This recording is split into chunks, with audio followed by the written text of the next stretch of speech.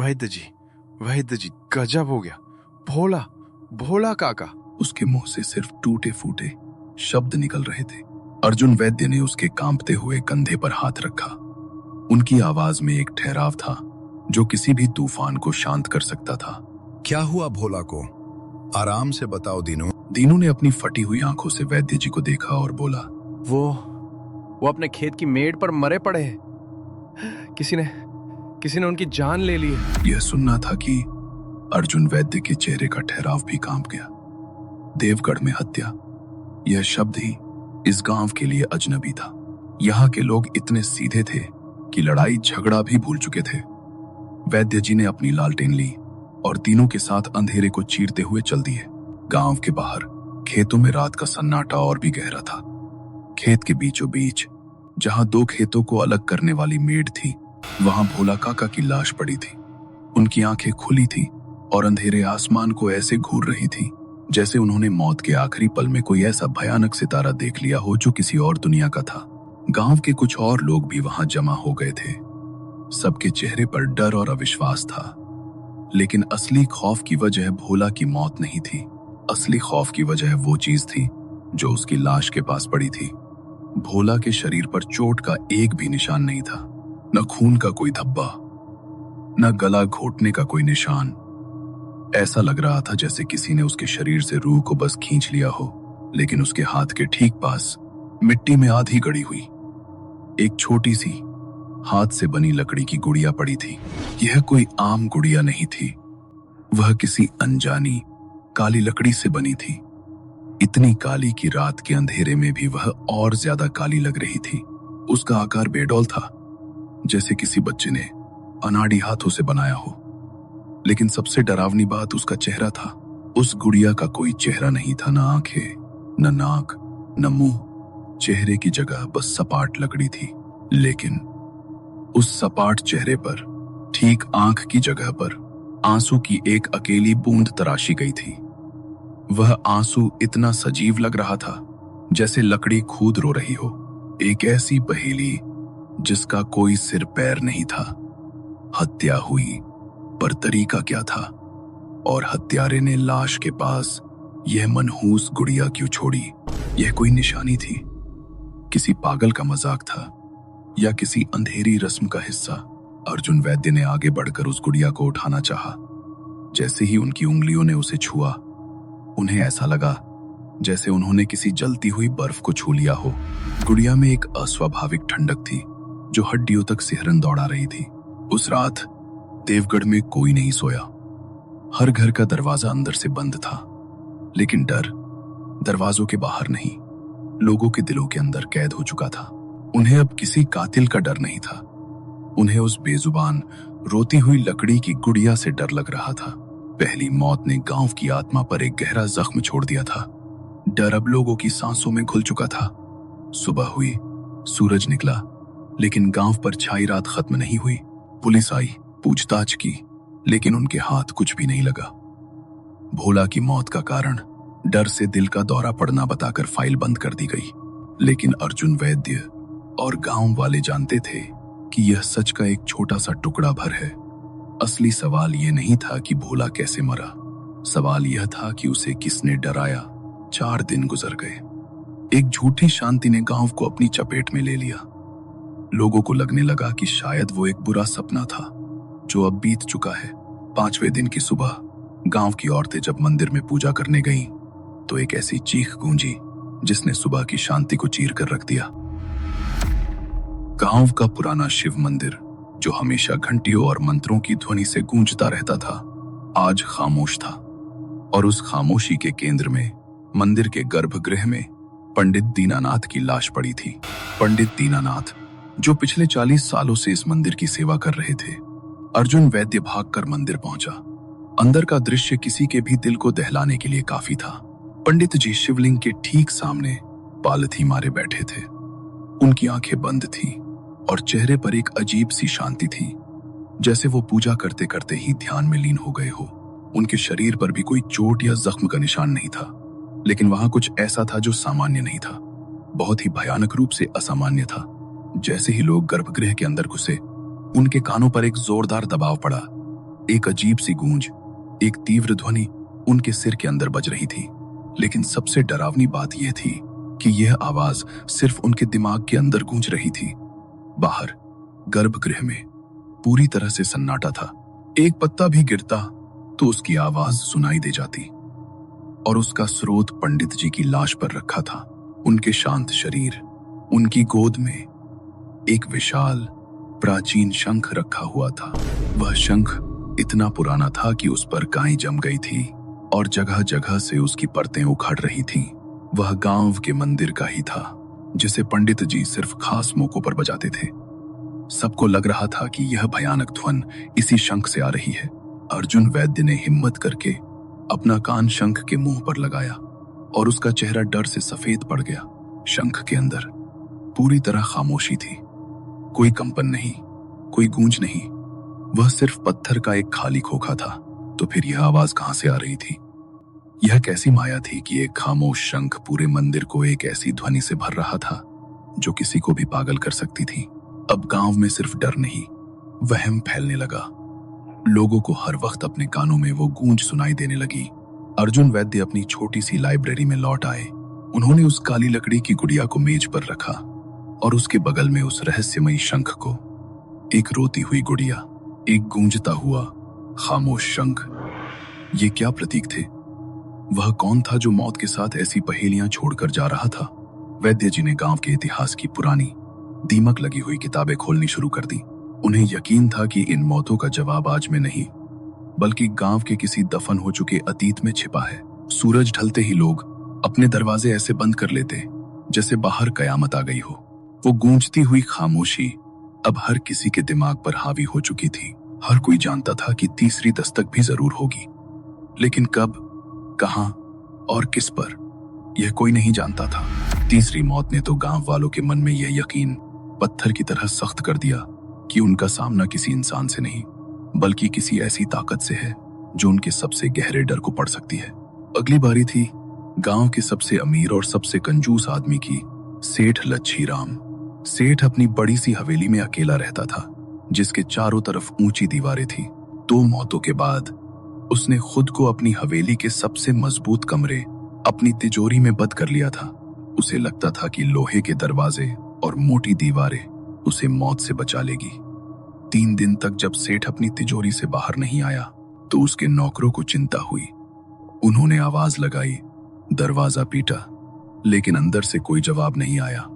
दरवाजा अंदर से बंद था। अर्जुन वैद्य और गांव वालों की मौजूदगी में गांव के सबसे मजबूत लोहार ने घंटों की मशक्कत के बाद उस भारी लोहे के दरवाजे को खोला। अंदर का दृश्य सोने चांदी की चमक से नहीं, बल्कि मौत की स्याही से लिखा गया था। सेठ लच्छी राम अपनी गद्दी पर मरे पड़े थे। उनकी आंखें खुली थी और उनमें ऐसा खौफ था जैसे उन्होंने अपनी सारी दौलत को राख में बदलते हुए देख लिया हो। उनके चारों तरफ सोने और चांदी के सिक्के और गहने बिखरे पड़े थे। हमेशा की तरह शरीर पर कोई चोट का निशान नहीं था, लेकिन इस बार का सुराग अब तक का सबसे निजी और भयानक था। वहां मौजूद हर व्यक्ति की आत्मा कांप गई। सेठ की हथेली के बीचों बीच एक मरा हुआ, सूखा हुआ टिड्डा रखा हुआ था। इसका एक गहरा मतलब था।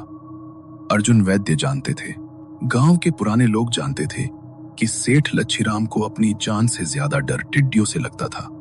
यह एक बीमारी जैसा डर था। कहते हैं जब सेठ बच्चा था तब टिड्डियों के एक दल ने उसके परिवार के सारे खेत तबाह कर दिए थे और उनका परिवार सड़क पर आ गया था। उस दिन के बाद से सेठ ने टिड्डे का नाम तक सुनना बंद कर दिया था। वह उसकी जिंदगी का सबसे बड़ा, सबसे गहरा खौफ था, और आज उसकी मौत के वक्त वही खौफ उसकी हथेली में बंद था। यह तीसरा और सबसे ज्यादा दिमाग को झकझोर देने वाला सस्पेंस था। हत्यारा सिर्फ मार नहीं रहा था, वह अपने शिकार के दिमाग में घुस रहा था। वह उनके सबसे बड़े डर को हकीकत बना रहा था और फिर उसी डर से उनकी जान ले रहा था। अर्जुन वैद्य वापस अपनी लाइब्रेरी में आए। उनकी मेज पर अब 3 चीजें थीं। एक बेजुबान रोती हुई गुड़िया, 2 एक खामोश गूंजता हुआ शंख, 3 एक मरा हुआ टिड्डा जो किसी के सबसे बड़े डर का प्रतीक था। ये तीनों चीजें आपस में कैसे जुड़ी थी?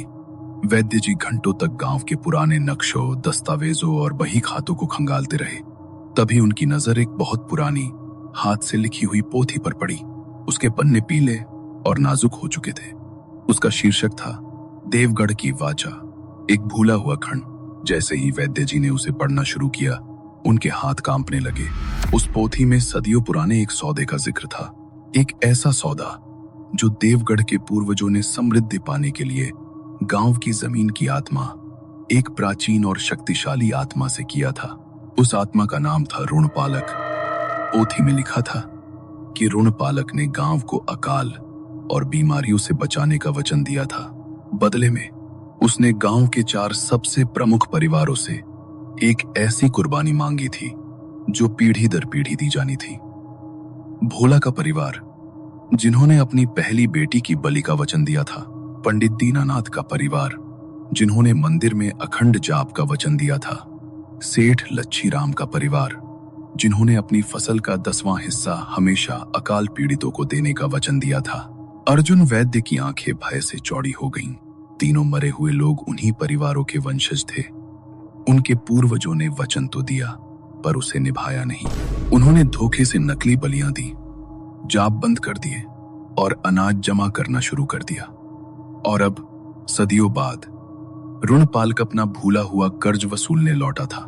लेकिन पोथी में चौथे परिवार का भी जिक्र था। चौथा और आखिरी वचन। वैद्य जी ने कांपते हाथों से पन्ना पलटा। चौथा वचन गांव के मुखिया यानी सरपंच के परिवार ने दिया था। लेकिन उन्होंने क्या वचन दिया था? वह पन्ना फटा हुआ था। अर्जुन वैद्य अपनी कुर्सी से उठे। उन्हें पता था कि अगला शिकार कौन होगा। उन्हें सरपंच को बचाना था। वैद्य जी जानते थे कि उनके पास वक्त नहीं है।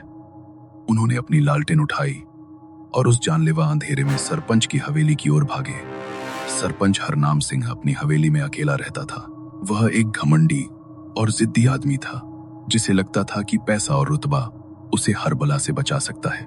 3 मौतों के बाद उसने खुद को अपनी हवेली में कैद कर लिया था। जब अर्जुन वैद्य वहां पहुंचे तो हवेली के बाहर 2 नौकर भाले लिए पहरा दे रहे थे। उन्होंने वैद्य जी को अंदर जाने से रोका। सरपंच साहब ने हुक्म दिया है कि आज रात कोई भी हवेली के अंदर नहीं आएगा, चाहे वो खुद भगवान ही क्यों ना हो। अर्जुन वैद्य ने उनको मिन्नतें की, उन्हें समझाने की कोशिश की। अरे मूर्खों, जिसे तुम बाहर रोक रहे हो वो तो कब का अंदर पहुंच चुका है। दरवाजा खोलो, सरपंच की जान खतरे में है। लेकिन नौकर अपनी जगह से नहीं हिले। तभी हवेली के अंदर से एक ऐसी चीख गूंजी जो किसी इंसान की नहीं लग रही थी। वह डर, दर्द और अविश्वास की मिली जुली, दिल चीर देने वाली आवाज थी। आवाज के बाद एक भारी भरकम चीज के जमीन पर गिरने की आवाज आई और फिर मौत जैसा सन्नाटा छा गया। नौकरों के चेहरे का रंग उड़ गया। वे समझ गए कि अनहोनी हो चुकी है। सबने मिलकर हवेली का मजबूत दरवाजा खोला। जब दरवाजा खुला और वे लोग अंदर घुसे तो सामने का नजारा किसी बुरे सपने जैसा था। हवेली का बड़ा सा हॉल पूरी तरह से तहस नहस था। कीमती सामान टूटा पड़ा था, जैसे अंदर कोई जंगली जानवर घुस आया हो। और हॉल के ठीक बीचों बीच फर्श पर सरपंच हरनाम सिंह की लाश पड़ी थी। उनकी आंखें फटी हुई थी और चेहरा खौफ से नीला पड़ चुका था। हमेशा की तरह शरीर पर चोट का एक भी निशान नहीं था। लेकिन इस बार का सुराग अब तक का सबसे अजीब और डरावना था। सरपंच की लाश के चारों ओर फर्श पर सैकड़ों छोटे बड़े आईने के टुकड़े बिखरे पड़े थे। और सबसे रहस्यमयी बात यह थी कि एक टुकड़े में सरपंच का डरा हुआ चेहरा दिखाई दे रहा था। वह एक टुकड़ा सिर्फ एक ही छवि दिखा रहा था, मौत के ठीक पहले सरपंच का खौफजदा चेहरा। यह चौथा और आखिरी सुराग था। एक ऐसा सुराग जो तर्क और विज्ञान की हर सीमा को तोड़ रहा था। अर्जुन वैद्य ने कांपते हाथों से वो टुकड़ा उठाया। उन्हें उम्मीद थी कि शायद अब उन्हें अपना अक्स दिखेगा, लेकिन नहीं। उस टुकड़े में अब भी सरपंच की भयभीत आंखें उन्हें घूर रही थी। वैद्य जी वापस अपनी लाइब्रेरी की तरफ भागे। उनके दिमाग में सिर्फ एक ही सवाल घूम रहा था। सरपंच के परिवार का वह चौथा वचन क्या था? वह फटा हुआ पन्ना, उस पर क्या लिखा था? वह अपनी लाइब्रेरी में पहुंचे। अब मेज पर 4 चीजों के प्रतीक थे। एक बेजुबान रोती हुई गुड़िया, एक खामोश गूंजता हुआ शंख, एक मरा हुआ टिड्डा और अब टूटा हुआ आईना। आईना किसका प्रतीक हो सकता है? आईना सच दिखाता है, अक्स दिखाता है, या शायद आईना वो दिखाता है जो हम देखना नहीं चाहते। अर्जुन वैद्य ने पोथी का वह फटा हुआ हिस्सा फिर से देखा। पन्ना बीच से फटा था, लेकिन आखिरी के कुछ शब्द अब भी पढ़े जा सकते थे, कांपते हाथों से। उन्होंने लालटेन की रोशनी में उन शब्दों को पढ़ने की कोशिश की। शब्द थे, अपने वंश की परछाई हमेशा के लिए ऋण पालक को सौंप देंगे। वैद्य जी का खून जम गया। अब उन्हें सब कुछ समझ आ गया। सरपंच के पूर्वजों ने अपनी परछाई यानी अपनी पहचान, अपना अक्स, अपना अस्तित्व ऋण पालक को सौंपने का वचन दिया था, लेकिन उन्होंने भी धोखा दिया। उन्होंने किसी और की बलि चढ़ा दी और अब ऋणपालक अपना आखिरी कर्ज वसूल कर चुका था। उसने सरपंच से उसकी परछाई छीन ली थी। चारों वचन पूरे हो चुके थे, चारों परिवार खत्म हो चुके थे। अर्जुन वैद्य ने सोचा, अब ये सिलसिला खत्म हो गया, गांव अब सुरक्षित है। वैद्य जी को लगा कि अब सब शांत हो जाएगा, लेकिन तभी उनकी नजर मेज पर पड़ी। मेज पर रखी वो काली लकड़ी की गुड़िया, वो शंख, वो मरा हुआ टिड्डा और आईने का वो टुकड़ा, वे सब अपनी जगह से गायब थे। अर्जुन वैद्य का दिल डूब गया। उन्होंने चारों तरफ देखा और तभी उनकी नजर लाइब्रेरी के अंधेरे कोने में पड़ी। वहां अंधेरे में कोई खड़ा था, एक लंबा धुंधला साया। वह कोई इंसान नहीं था, वह अंधेरे से ही बना लग रहा था और उस साये के हाथ में वही चारों चीजें थीं। उसने धीरे से अपना दूसरा हाथ उठाया और अपनी उंगली से इशारा किया अर्जुन वैद्य की तरफ, जो उस धोखे का गवाह था और चुप रहा था। वह पूरे गांव को सजा देने आया था और अगला नंबर उसका था।